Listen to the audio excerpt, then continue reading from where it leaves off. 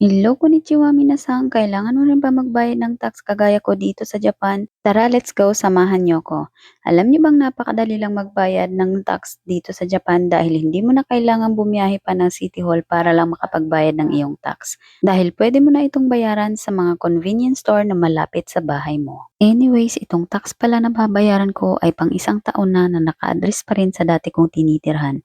Ganto pala dito sa Japan, kahit lumipat ka na ng ibang address ay kailangan mo pa rin bayaran ang buong isang taon sa dati mong tinitirhan. Akala ko nga nung una ay magdodoble ang babayaran kong tax at iniisip ko baka singilin din nila ako ng tax dito sa bago kong nililipatan. Mabuti na lang ay hindi naman pala ganun.